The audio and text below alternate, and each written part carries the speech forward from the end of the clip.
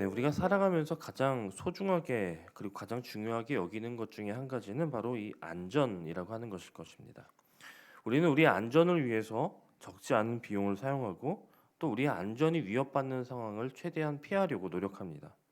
그리고 그 안전이 깨어졌을 경우를 대비해서 보험을 들기도 하죠. 우리는 이만큼 안전을 추구하는 그런 존재들입니다. 우리가 성경을 읽어 나가다 보면 성경의 역사 가운데서 가장 안전했던 사람을 볼 수 있는데 그가 바로 다윗이라고 말할 수 있을 것입니다. 다윗은 어린 시절 혼자서 사자와 곰과 싸웠고 또 거인 골리앗과 맞서 싸웠습니다. 그는 끊임없이 자신을 찾아 죽이고자 하는 사울 왕을 피해 많은 시간을 도망자의 신분으로 살아야 했고 또 심지어 자신을 따르던 사람들이 자신을 돌로 쳐서 죽이려고 하는 그런 상황도 있었습니다. 그리고 그는 왕이 된 이후에도 수많은 치열한 전쟁터에서 전투를 벌여야 했습니다. 그러나 그런 모든 삶의 과정과 위기 속에서도 그를 가장 안전한 사람이다라고 말할 수 있는 이유는 그가 어디를 가든지 하나님께서 그를 친히 붙들어 주셨기 때문입니다. 그렇게 하나님이 지켜주셨기 때문에 다윗은 세상 그 누구보다도 안전한 사람이었다라고 말씀드릴 수 있는 것이죠. 물론 다윗은 그가 스스로 안전을 추구하거나 안전을 찾아다니는 사람은 아니었습니다. 오히려 우리가 지금까지 살펴본 것처럼 다윗의 삶은 굉장히 파란만장했고 치열했습니다. 언제든지 한순간만 잘못하면 목숨을 잃게 되는 이 죽음과 매우 가까운 그런 삶을 살아왔습니다. 그럼에도 불구하고 하나님은 그 모든 위기 가운데에서도 다윗과 함께 하시며 그를 지키시고 보호해 주셨다는 것이죠. 그렇기 때문에 오늘 다윗은 가장 안전한 사람이었던 것입니다.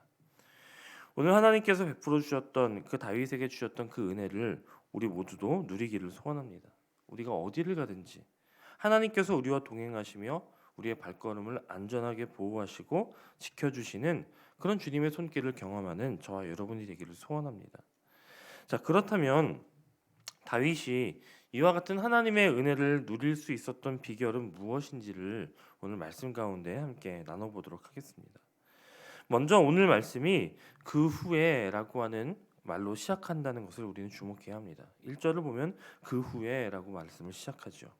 즉 이 앞선 사건이 있었다는 것인데 그 사건은 바로 다윗이 하나님의 집을 지으려고 마음을 먹었다가 하나님께서 다윗은 전쟁의 사람이고 피를 많이 흘렸으니 다윗이 성전을 짓지 말고 내 아들이 짓도록 하라라고 말씀하신 그 일입니다. 하나님은 다윗이 아닌 솔로몬이 평화와 안식의 사람으로서 주의 집을 건축하게 될 것이다라고 선지자 나단을 통해서 말씀하십니다. 그리고 다윗은 나단을 통해 주시는 하나님의 말씀을 통해 하나님께서 자신에게 주신 사명과 왕으로서의 역할이 무엇인지를 깨닫게 된 것이죠. 자신이 온 이스라엘을 통일시키고 한 나라를 만들고 그 통일 이스라엘의 왕이 되었지만 이후로 그가 그 지위를 누리며 안락하고 평안한 그렇게 남은 여생을 보내는 것이 아니라 더욱 적극적으로 이스라엘을 확장하고 하나님 나라를 확장시키고 싸우는 것이 나에게 주어주신 사명이구나라는 것을 깨달은 것입니다. 그래서 다윗은 왕이 된 이후에 더욱 적극적으로 이스라엘의 영토를 확장해 나가고 가나안 땅을 정복하는 것을 우리는 볼 수 있는 것입니다. 다시 말해서 그의 삶에 전쟁이 없이 그저 그가 가장 안전하다고 여겨지는 궁 안에서 있었기 때문에 주님의 보호하심을 경험한 것이 아니라 오히려 주님의 뜻을 더욱 적극적으로 행하고 거기에 더욱더 순종했기 때문에 그는 오히려 더 많은 전쟁들 가운데에서도 하나님의 놀라운 보호하심을 경험할 수 있었다라고 하는 것입니다. 다윗은 왕이 된 후에 블레셋을 치고 모압을 치고 또 소바를 칩니다. 아랍을 치고 시리아를 칩니다. 이와 같이 계속해서 싸우고 또 싸운 이유는 다윗이 전쟁을 좋아했거나 아니면 전쟁을 통해서 어떤 이득을 보기 위해서가 아니라 가나안 땅을 정복하라라고 하는 하나님의 말씀에 순종하며 그 순종을 통해서 하나님께서 약속하신 그 뜻, 그 아브라함과 그의 자손들에게 이 가나안 땅을 주겠다라고 말씀하신 그 약속을 이루기 위해 그는 그 약속을 성취하기 위해 오늘도 이와 같이 치열하게 싸우고 그 싸움 속에서 하나님이 지켜주시는 그 보호하심을 경험했다라고 하는 것입니다. 오늘 우리의 삶에도 이와 같은 영적인 원리는 동일합니다.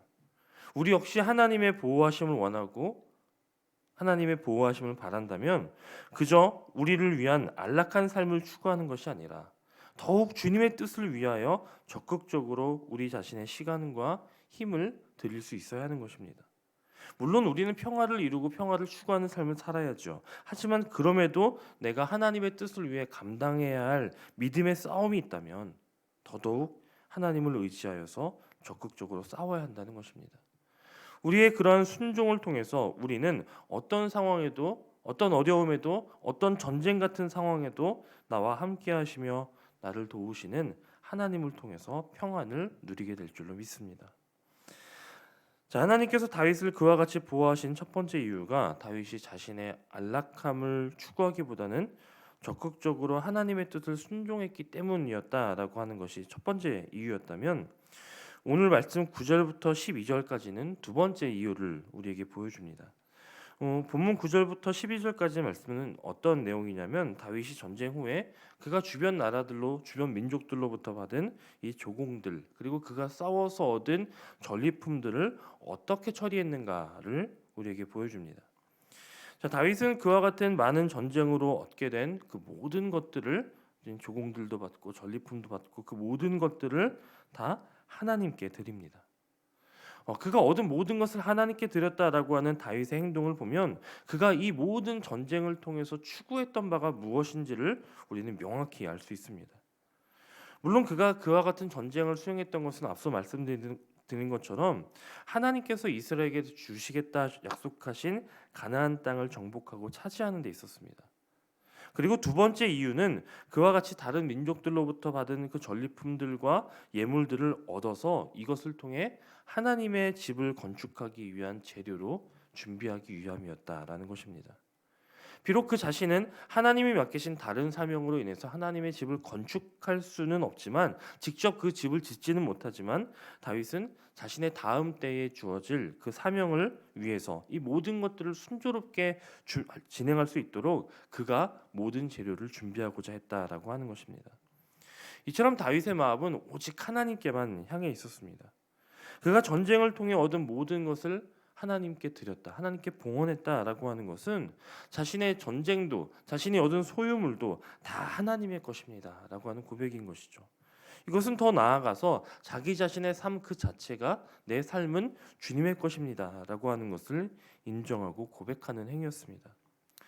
사랑하는 여러분, 우리가 이와 같이 고백할 때 우리는 하나님의 것입니다, 우리는 주의 것입니다라고 고백할 때 우리가 하나님의 것이라고 하는 그 사실은요 무엇을 의미하냐면 우리는 하나님으로부터 보호를 받는다라고 하는 것을 의미합니다.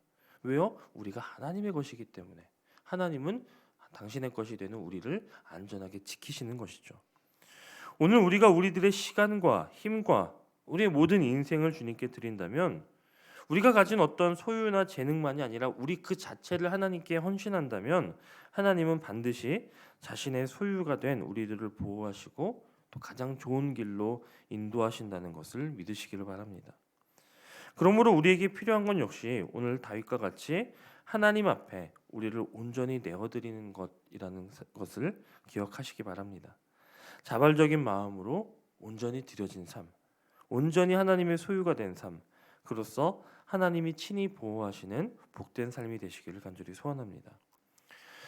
자, 마지막으로 15절 말씀을 한번 주목해 보시기 바랍니다. 15절 말씀은 다윗이 온 이스라엘을 다스려 모든 백성에게 정의와 공의를 행하였다라고 기록하고 있습니다. 다윗은 외적으로는 많은 전쟁과 침략을 통해 영토를 확장하는 이 전쟁 지휘관이었지만 내적으로는 하나님의 백성 이스라엘을 공의와 정의로 판단하고 통치하는 그런 공정한 왕이었다는 것입니다. 한마디로 다윗은 사람들을 두려워하는 왕이 아니었습니다. 사람들을 두려워하고 사람들의 눈치를 보고 사람들의 반응에 따라서 내가 왼쪽으로 가기도 하고 오른쪽으로 가기도 하는 그런 왕이 아니었다는 것이죠. 다윗의 통치 기준은 오직 하나님께만 있었습니다. 그 자신이 하나님의 말씀대로만 걷기를 원했고 하나님의 말씀이 있어야만 행동했고 그 말씀대로만 백성들을 다스리고 공의롭고 또 정의롭게 백성들을 통치했다라고 하는 것입니다.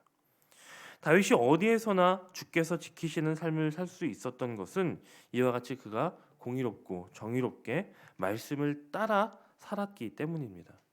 다윗은 결코 사람의 욕심이나 뜻을 따르지 않고 즉 하나님의 말씀만을 따랐다라고 하는 것입니다. 우리가 걸어가야 하는 길도 이와 같은 길입니다. 우리가 사람의 길을 따르고 내 판단의 길을 따르면 우리는 위험한 길로 갈 수밖에 없습니다. 하지만 우리가 걷는 이 믿음의 길은 하나님의 말씀을 따라 걷는 이 길은 늘 안전하고 평안한 길입니다. 물론 우리가 걸어야 하는 이 믿음의 길은 굉장히 좁은 길입니다. 그 길을 가는 것은 매우 어렵고 힘든 일이지요. 그리고 그 길을 가는 가운데에는 우리에게 언제든지 유혹이 있을 수도 있고 이 길을 거두름에 따라 핍박이 있을 수도 있고 손해가 있을 수도 있습니다. 그러나 우리가 그럼에도 이 길을 가기 위해 대가를 지불한다면 우리가 기꺼이 우리를 헌신하고 결단한다면 우리는 그 길 가운데 어떤 위기를 만나도 하나님의 인도하심과 보호하심을 받을 수 있다는 것입니다. 사랑하는 여러분, 예수님을 기억하시기 바랍니다. 예수님의 길이 그러한 길이었습니다. 예수님이 그 길을 선택하셨을 때 그는 우리를 위해 자신의 몸과 피와 생명을 내어주시는 그런 공의의 길을 택하셨을 때 하나님의 말씀을 따라 그 십자가의 길을 걸으셨을 때 하나님께서 예수님을 죽음 가운데서 건지시고 보호하셨다라고 하는 것을 기억하며 오늘 우리도 담대히 믿음의 길을 선택할 수 있기를 간절히 소원합니다. 자, 다윗의 삶은 누구보다도 위험하고 또 파란만장했지만 하나님께서는 어디서나 그를 지켜주셨습니다.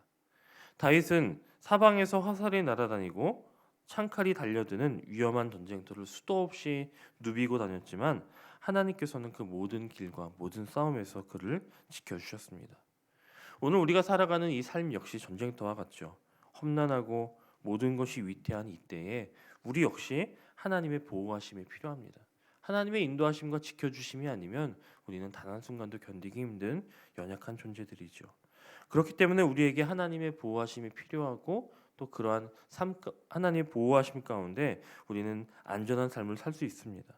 이를 위해 하나님의 뜻을 적극적으로 구하며 믿음의 선한 싸움을 감당하시기 바랍니다.